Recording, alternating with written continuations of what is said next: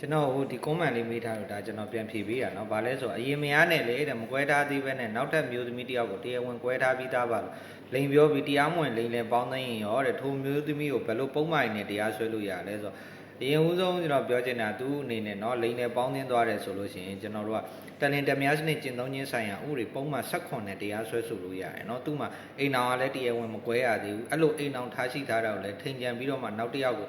ဒါနော်လူလို့ပါဆိုပြီးတော့မှပြောပြီးယူထားလို့ရှိရင်ကျွန်တော်တို့ကတလင်တမယားစနစ်ကျင့်သုံးခြင်းဆိုင်ရာဥပဒေပုံမှန်18နဲ့တရားစွဲဆိုလို့ရတယ်အဲ့ဒီတလင်တမယားစနစ်ကျင့်သုံးခြင်းဆိုင်ရာဥပဒေပုံမှန်18ကဘာလဲဆိုတော့ကျွန်တော်ဖတ်ပြမယ်နော်မိသူမဆိုတဲ့ဥပဒေတရားအရာဖြစ်စေကိုးကွယ်ရာဘာသာအရာဖြစ်စေဒလိထုံးတမ်းအရာဖြစ်စေထိမ်းများပြီးတော့ယောက်ျားသုံးဖို့မိန်းမတဦးဒီအဆိုပါထိမ်းများမှုအတီးဖြစ်နေစဉ်ရင်းထိမ်းများမှုကိုထိန်ချန်၍အခြားယောက်ျားတစ်ယောက်သို့မဟုတ်နော်မိန်းမတဦးကိုထပ်ပြန်ထိမ်းများပါက10နှစ်ထက်မပိုတော့ထောင်ဒဏ်ချမှတ်ရမည်ပြင်ငွေဒဏ်လည်းချမှတ်နိုင်တယ်တဲ့ဆိုအဲ့တော့ဆိုလိုချင်တာက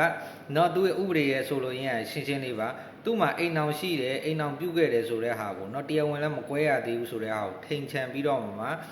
နော်လူပြိုလူလွတ်ပါနော်အပြိုပါဆိုပြီးတော့မှဒါထပ်မှန်ပြီးတော့မှနောက်တစ်ယောက်ကိုเนาะလက်ထပ်ထိမ်းများတယ်ဆိုလို့ရှိရင်ဒီပုံမှန်နဲ့အရေးယူရတာဖြစ်ပါတယ်เนาะအဲ့တော့တလင်တမယားစနစ်ကျင့်သုံးခြင်းဆိုင်ရာဥပဒေပုံမှန်18နဲ့တရားစွဲဆိုလို့ရပါတယ်ဒါနဲ့ပတ်သက်ပြီးနားမလည်တာရှိရင်ထပ်မှန်ပြီးမေးမြန်းနိုင်ပါတယ်ကျေးဇူးတင်ပါတယ်เนาะ